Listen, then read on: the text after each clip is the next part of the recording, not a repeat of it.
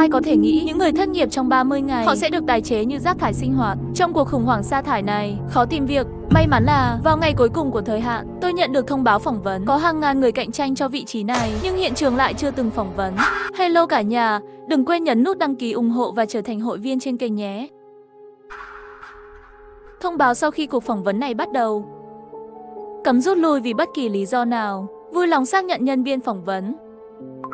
Ký tên xác nhận sống và chết. Đài phát thanh của khu đang phát đi phát lại thông báo này. Tôi nhìn cái trên cổ tay khi vào. Vòng tay điện tử nhận được, trên đó thực sự có 2 nút để hợp nhất. Tôi do dự, nhiều năm như vậy, lần đầu tiên nghe nói phỏng vấn ký tử này. Bởi vì hiện trường không có người phỏng vấn và nhân viên để trấn an mọi người. Hàng ngàn người phỏng vấn muốn nổ tung, hợp đồng lao động làm điều khoản bá đạo cũng được. Phỏng vấn còn bị chơi khăm, tôi còn phải đi phỏng vấn nữa. Các ngươi chơi từ từ, hôm qua tôi vừa bị sa thải, thời gian còn dài, tôi vẫn phải đợi công việc khác. Mọi người điên rồi sao? Không biết là chức vụ gì, điều trị thế nào? Các ngươi sẽ liều mạng sao? Vị trí không xác định do công ty không xác định phát hành. Nhưng điều duy nhất có thể xác nhận là chỉ tuyển một người có đáng để mạo hiểm không? Khẩu súng trong lòng mỗi người đã sớm đưa ra câu trả lời. Trong nháy mắt, sân vận động đã trống rỗng hơn một nửa. Gần 4.000 người còn lại đã ký vào cái gọi là hợp đồng sinh tử. Hầu hết họ đều giống tôi. Thời gian không còn nhiều.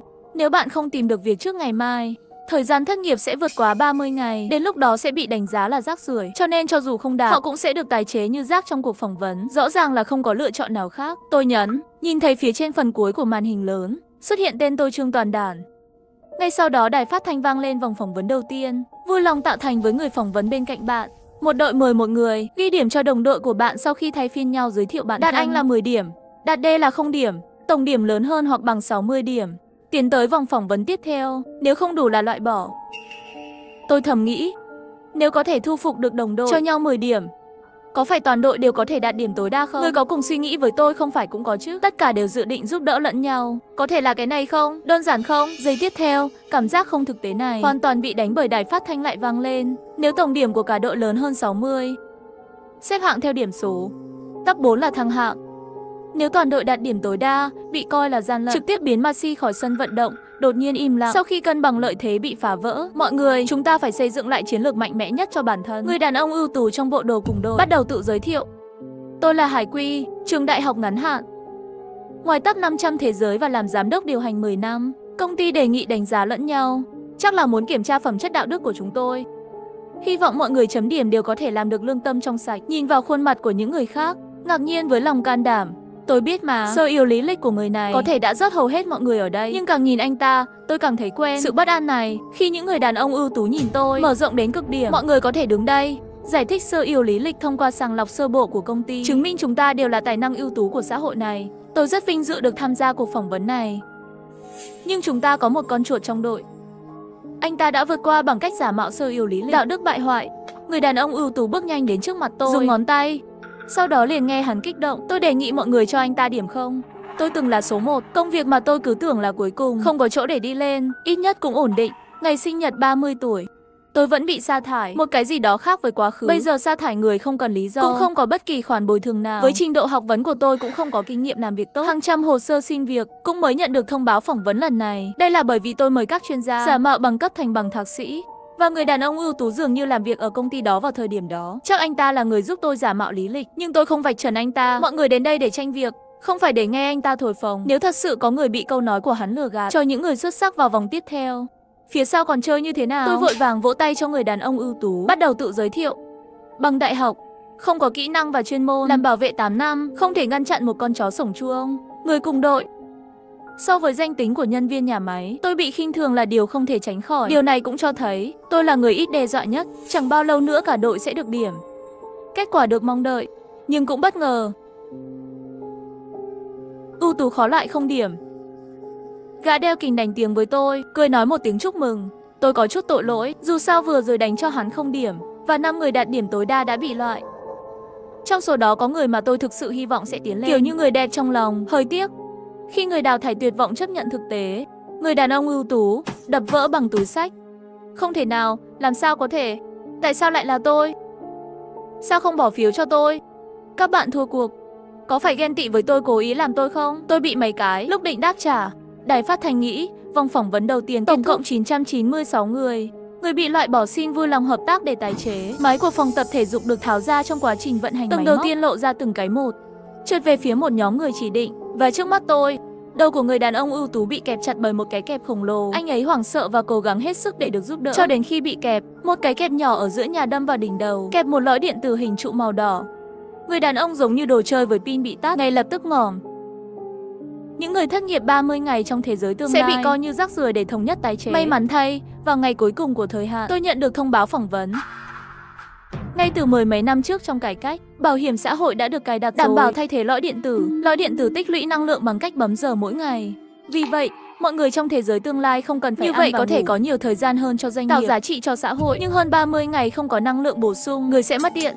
Chỉ làm đến khoảng 80 tuổi, gián đoạn lõi điện tử sẽ được kích hoạt hoàn toàn, không cần sạc, hẹn giờ nữa. Trên thị trường đã có phiên bản kích hoạt rồi. Giao dịch lõi điện tử được coi là một trường hợp phạm pháp. Bị bắt thì tiêu. Ngay bây giờ, hàng nghìn người thất bại trong vòng phỏng vấn đầu tiên bị bắt. Sân vận động trống rỗng. Tôi đã trao đổi tên với người đeo kính. Hắn tự xưng là Linh, làm trâu ngựa trong nhà máy lớn, tên là Linh, trông rất trung thực. Tôi làm bảo vệ nhiều năm rồi, thích đối phó với loại người này. Thảo nào họ gọi chúng tôi đến đây. Hóa ra là để tiện tái chế. Có lẽ đây là dự án hợp tác giữa bên trên và công ty. Dù sao cũng có rất nhiều người hết hạn không hợp tác nữa. Một vị trí khác được đưa ra. Mấy ngàn người chúng ta là tài năng. Ban đầu chỉ là nói chuyện phiếm, nhưng những lời của Linh khiến tôi toát mồ hôi lạnh. Mấy ngày nay vẫn không tìm được việc làm. Tôi đang vội liên hệ với người bán vệ tinh điện tử bảo đảm trên thị trường chợ đen. Nhưng với tiền tiết kiệm của tôi, chỉ mua 1 tháng thôi. Tốt hơn là bị tái chế. Ai biết bên kia đã biến mất sau khi nhận tiền. Tuyệt vọng, tôi vừa giả mạo sơ yếu lý lịch, nhưng bây giờ tất cả đều là kiểm tra tệp trực tuyến. Công ty không biết sao, họ bảo tôi đến. Có lẽ thực sự là để tiện cho việc tái chế. Nghĩ đến đây, tim tôi như một con ngựa chớt. Tôi gần như không thở được. Vòng phỏng vấn thứ 2 đến rồi. Mời tất cả người phỏng vấn theo thứ tự gọi. Đi đến một địa điểm khác để đánh khung bóng. Mỗi người 2 cơ hội, đánh trúng khung cao được 10 điểm. Đánh trúng khung thấp được 1 điểm. Lọt vào top 100 bảng xếp hạng. Nếu không loại bỏ, gần ngàn người đổ xô đến một địa điểm khác. Bên kia có rất nhiều cầu thủ bóng rổ, khung thấp khung cao, người ông của bóng đến phía trước. Chắc chắn rồi, còn khung cao thì cao tới 4 mét. Cao hơn so với tiêu chuẩn bóng rổ. Ngay cả khung cao của phụ nữ cũng cao 3 mét. Chiều cao này coi như là cầu thủ NBA, chỉ sợ cũng không thể đảm bảo. Bản thân tôi trung bình, anh trai đi giày vừa đủ cao 1m75, cửa này qua thấp hay qua cao đều phải chớt. Tôi sợ hãi. Khi tay chân tê, Linh bất ngờ đến gần tôi và làm tôi giật mình. Toàn bộ mang theo phao cứu sinh. Đi đi, anh là người đầu tiên. Tôi bị anh ta đẩy vào rổ đầu tiên. Số trên màn hình, cùng số trên vòng điện tử của tôi. Mời người phỏng vấn thực hiện cú ném đầu tiên. Đường viền bên phải chứa đầy bóng rổ. Tôi tiện tay ôm một cái, cố gắng hít thở sâu để giữ nó. Chờ ánh mắt chuyển đổi cuối cùng cũng tập trung vào quả bóng. Tôi sợ đến nỗi ngồi trên đất. Cảm giác tay đặc biệt không phải là bóng rổ thông thường. Quả bóng, có vẻ như tôi đã sống một mình. Theo thói quen, khuôn mặt này quen quá, là người đẹp bị lại ở vòng đầu tiên. Cô bị tái chế biến thành quả bóng mặt người. Rác tái chế khi sử dụng. Thời đại này đơn giản nhất. Con người được tái chế sẽ được phân loại từ chất thải đang được sử dụng, ví dụ như sử dụng chất béo làm nguyên liệu, khung xương làm nhà, các bộ phận khác trong tim. Tôi có thể cảm nhận được làn da căng manh của cô vẫn còn ấm áp. Lúc này, lòng dũng cảm muốn chạy trốn hoàn toàn bị đánh bại. Số phận dường như chỉ có thể thỏa hiệp. Mời người phỏng vấn thực hiện cú ném đầu tiên. Đài phát thanh không ngừng thúc giục, không có cảm xúc ngày càng sắc bén hơn. Người đau đầu, tôi ôm quả bóng và đứng dậy, di chuyển đến giữa 2 khung bóng. Dưới cái nhìn của gần ngàn người, tôi ném quả bóng vào khung thấp. Với chiếc nhẫn điện tử, tôi có 1 điểm. Nhìn thấy dấu vết của lòng bàn tay, hình như là cọ vào son môi của phụ nữ trên quả bóng. Tôi nắm chặt tay nửa ngày mới buông ra, lại quay lại lấy một quả khác. Lần này là khuôn mặt của người đàn ông ưu tú xuất hiện trước mặt. Tôi không còn động lực nào nữa. Lần thứ 2 tôi vẫn ném rổ thấp. Tổng cộng được 2 điểm. Linh thở dài và vỗ vai tôi. Không có gì, những người xếp hàng phía sau hả hê. Có vẻ như tôi sẽ bị loại sớm rồi. Nghe nói chỉ là bảo vệ. Không thể che nói không phải là rác rưởi xã hội sao? Anh có để ý cách anh ta nhìn của bóng không? Chắc là hắn, lần đầu gần với phụ nữ. Thật sự khó chịu. Không biết gì. Tốt nhất là được tái chế thành chó giữ cửa. Tôi cúi đầu, suy nghĩ lộn xộn từ phía họ. Có người cười thầm, có người cười lớn. Nhân loại đã bị bóp méo từ lâu dưới sự áp bức của sự sống và cái chết. Có một người đàn ông mạnh mẽ như một huấn luyện viên thể thao. Lần này dễ dàng nhận được 20 điểm. Tôi ngồi xổm trong góc, sắc mặt trắng hơn. Tôi có đi phỏng vấn. Hàng chục nghìn người, chỉ chấp nhận một người. Người bị lại, nó sẽ được tái chế thành rác.